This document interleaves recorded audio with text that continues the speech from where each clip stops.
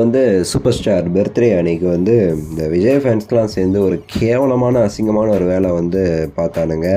நேற்று வந்து உலகமே வந்து ரஜினி சாரோடைய பர்த்டே செலிப்ரேட் பண்ணி அவர் இன்னுமே சரி நல்லா வாழணும்னு சொல்லிட்டு அவர் ஹெல்த்துக்காக எல்லாருமே ப்ரே பண்ண அந்த ஒரு சமயம், அந்த ஒரு நேரத்தில் எச்சையான சில வேலை வந்து இந்த எச்சையான ஆளுங்க வந்து பார்த்தானுங்க.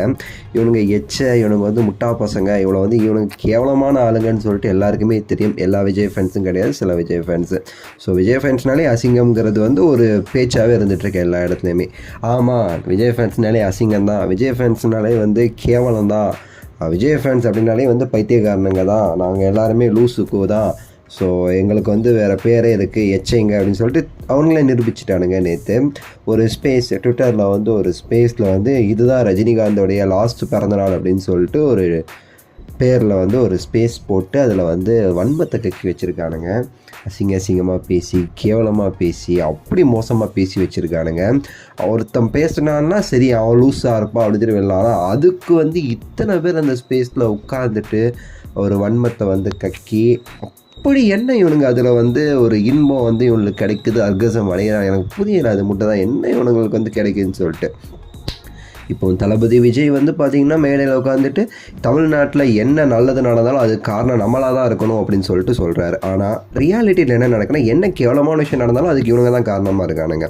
சில வருடங்களுக்கு முன்னாடி வந்து டியூஷன் சென்டருங்கிற பேரில் வந்து பாலியல், ஸோ இந்த மாதிரி கேவலமான வேலை, அப்புறம் பால் பாக்கெட்டை திருடிட்டு போயிட்டு வந்து அபிஷேகம், திருட்டு பசங்க, சரிங்களா, இந்த மாதிரி திருட்டு கேஸு, பெண்களை தப்பாக பேசி அரெஸ்ட் ஆனவங்களாம் இப்போ பெரிய விஜய் ரசிகர்னு சொல்லிட்டு வெளியே போய் பேட்டி கொடுத்துட்ருக்கா ராம்குமார்னு.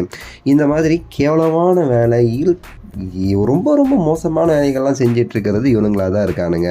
ஆனால் விஜய் ஏதோ நினச்சிட்ருக்காரு. இதுக்கெல்லாம் காரணம் என்ன அப்படின்னா, விஜய் கண்டிக்கிறது கிடையாது.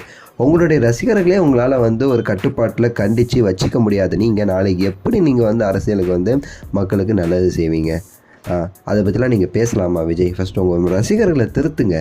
அப்புறம் நீங்கள் முதல்ல தமிழ்நாட்டுக்கு ஏதாவது நல்லது செய்யுங்க. இந்த புயலுக்கு ஏதாவது செஞ்சிங்களா அவங்க சைட்லேருந்து? ஒரு மண்ணும் செய்யலை, சும்மா வீட்டில் உட்காந்துட்டு சும்மா வந்து இருந்தீங்க.